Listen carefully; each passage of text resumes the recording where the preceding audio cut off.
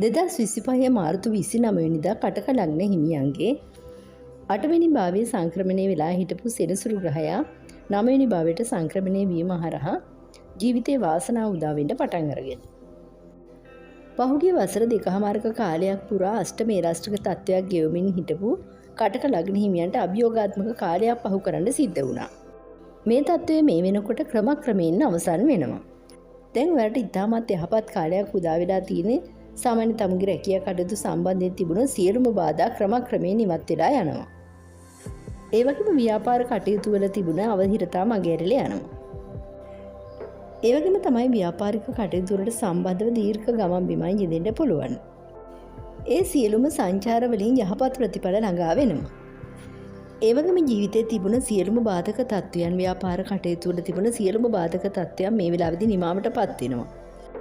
සෙනසුරු මාරුවෙන් පස්සේ වරට ගොඩක් ගමන් බිමන් යෙදෙන්න පුළුවන්. සමහර අය වන්දනා ගමන් යන්න සූදානම් වෙලා හිටියත් මේ වසර දෙකමාර තුල ඒවට බාධා තත්ත්වයන් මතුවුණා. ඒත් මේ වෙලාවේදී ඉදිරි වසර දෙකමාරක කාලයක් පුරා සෙනසුරු ග්‍රහයා 9 වෙනි භාවයේ රැඳිලා ඉන්නවා කියලා කියන්නේ ආගමික කටයුතු වල නිරත වෙනවා වගේම වන්දනා ගමන් ආදී යන්නත් ඔයාලට හැකියාව ලැබෙනවා. ගොඩක් පින්දහම් වල නිරත වෙන්න අවස්ථාව සැකසෙනවා.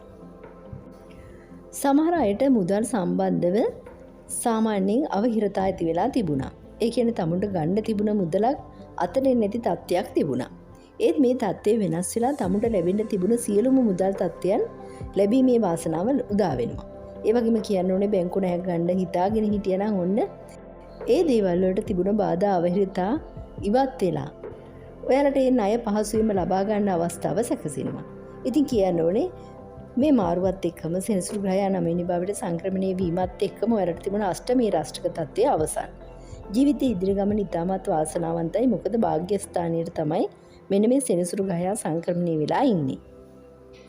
සෙනසුරු ග්‍රහයාගේ සංක්‍රමණයත් එක්කම 11 වෙනි භාවයට 3 වෙනි භාවයට වගේම 6 වෙනි භාවයේ කොටු වලට දෘෂ්ටි එල්ල වෙනවා. ඒකේ ප්‍රතිඵලයක් වශයෙන් ඔයාලට විරුද්ධවාදීන් ඉන්නවනම් ඒ අය පරාජයටපත් වෙනවා. ඒ කියන්නේ වලට සතුරුකම් කර කවුරු හරි මේ වෙලාවේදී හිටියානම් ඒ අය පරාද වෙනවා. මොන දේ කළත් ඔයාලගේ ආදායම් ඉහළ යන කාලයක්. ඔයාලගේ හිතේ තියෙන ආසාවන් සියල්ල ඉටු කරගන්න මේ වෙලාවේදී අවස්ථාව සැලසෙනවා. ඇත්තම බලාපොරොත්තු ඉටු වෙන හින්දා ගොඩාක් සතුටින් ජීවිතේ ගෙවන්න අවස්ථාව ඔයාලට සැලසෙනවා. ඔන්න මේ කාලෙදී අනපේක්ෂිත මූල්‍ය ලාභයක් පවා ලැබෙන්න පුළුවන්. ලොතරැයි පතකින් ජයග්‍රහණයක් පවා ලැබෙන්න පුළුවන්. ඒ හින්දා වල උත්සාහ කරන්න ඕනේ මේ වෙලාවේදී යම් කිසි මූල්‍යමය ලාභයක් ලබා ගන්න. ඔයාලගේ ග්‍රහ පිහිටීම් අනුව ධන යෝග තියෙනවා නම් ඔයාලට අන්සතු ධනෙ ලැබීමේ වාසනාව තියෙනවා නම් ඔන්න ඒකට අවස්ථාව උදා වෙලා තියෙන්නේ. ඔයාලට පුළුවන් කේන්ද්‍ර සටහන් පරීක්ෂාවක් මගින් ඔයාලට නිවැරදිව දැනගන්න අන්සතු ධනෙ ලැබීමේ වාසනාව තියෙනවද කියලා. WhatsApp message එකක් දාලා ඔයාලට පුළුවන් අඩුම මුදලක් යටතේ ඔයාලගේ කේන්ද්‍ර පරීක්ෂාව නිවැරදිව කරගන්න.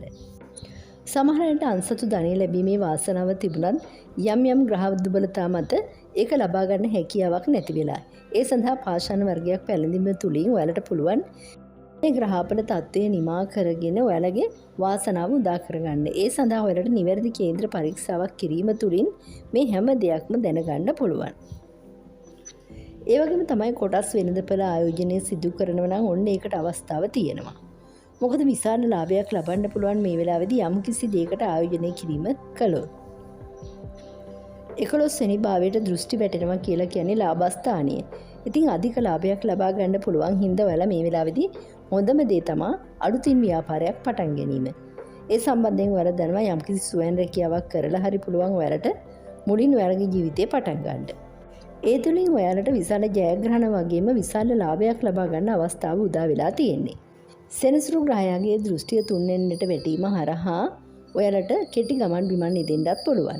ඒ වගේම තමයි සහෝදර සහෝදරියන් එක්ක තියෙන සම්බන්ධතා ගොඩ නැන්වෙන කාලයක්. ඔන්න ඉතින් තරහ වෙලා හිටියනම් තමුගේ සහෝදර සහෝදරියන් මේ වෙලාවේදී නැවතත් අලුත් සම්බන්ධකමක් ගොඩ නැගිනවා. ඉතින් සහෝදර සහෝදරියන් එක්ක තියෙන සම්බන්ධතාවය වර්ධනය වෙන කාලයක් කිව්වොත් නිවැරදි. විවාහය තුල අවුල් වියවුල් ඇති වෙලා තිබුණා.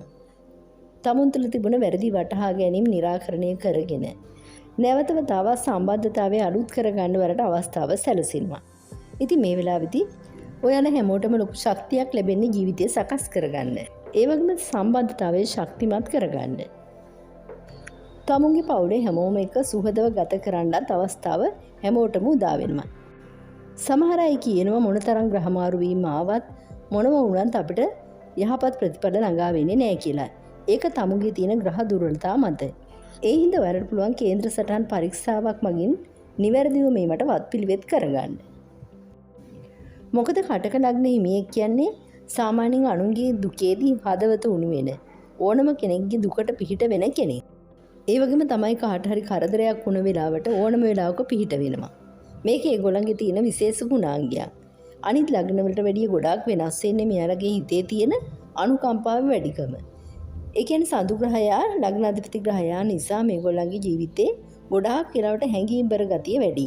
ඒ හින්දා ප්‍රශ්න ගැටලු ඇති වෙනවත් වැඩි. පහුගිය වසර දෙකමාර තුල ඔයාලට ගොඩාක් ප්‍රශ්න ඇති වෙන්න ඇත්තේ තමුන්ගේ තියෙන හැඟීම්බර ගතිය නිසා. ගොඩක් පාඩු සිද්ධ කරගන්න ඇත්තේ ඔයාලා අනුන් වෙනුවෙන් ලොකු කැපවීමක් කරන්න උත්සාහ දරපු නිසා. ඔයාලා කරපු හැම කුසලයක්ම මේ විශ්වයේ පුරා තියෙනවා. ඔයාලා තුල තියෙනවා. ඒ නිසා ඔයාලගේ කුසල් ඔයාලට මතුවෙන කාලයක් ඇවිල්ලා තියෙන්නේ. ඉතින් 9 වෙනි භවයේ සෙනසුරු ග්‍රහයා තැන්පත් වීම හරහා ඔයාලගේ කුසල් බලය අනුව ඔයාලට ජීවිතේ වාසනාව උදා කරගන්න අවස්ථාව සැලසීලා තියෙන්නේ. මේ හින්දා ඔයාලට තියෙන්නේ පොඩි උත්සාහයක් ගන්න විතරයි. අනිවාර්යයෙන්ම කටක ලග්න හිමියන් ජීවිතේ ජය ගන්නවා. මොකද 8 වෙනි භවයේ සෙනසුරු ග්‍රහයා ගමන් කිරීම හරහා ගොඩක් අයට අපලගෙන දෙන තත්ත්වයක් නිර්මාණය වෙලා තිබුණේ. ඉතින් මේ අපල වලින් බේරිලා මේ වෙලාවේදී ඔයාලා සතුටින් ඉන්න ලැබුණා කියලා කියන්නේම ලොකු වාසනාවක්. අපලකාරී වාතාවරණය නිමා වෙලා තියෙන හින්දා ඔයාලට ජීවිතේ ඉදිරි කාලයේ සතුටින් ගෙවන්න වාසනාව උදා වෙනවා. ඔයාලගේ දියුණුව ප්‍රමාදරන් ඔයාලට තියෙන කේන්ද්‍ර සටහන් පරීක්ෂාවක් තුලින් පාෂාණ වර්ගයක් පළඳලා ඔයාලගේ ජීවිතේ වාසනාව උදා කරගන්න. ඔන්න ඒකට අවස්ථාව තියෙනවා WhatsApp message එකක් දාලා ඔයාලට පුරන් ඒ සම්බන්ධව දැනුවත් වෙන්න.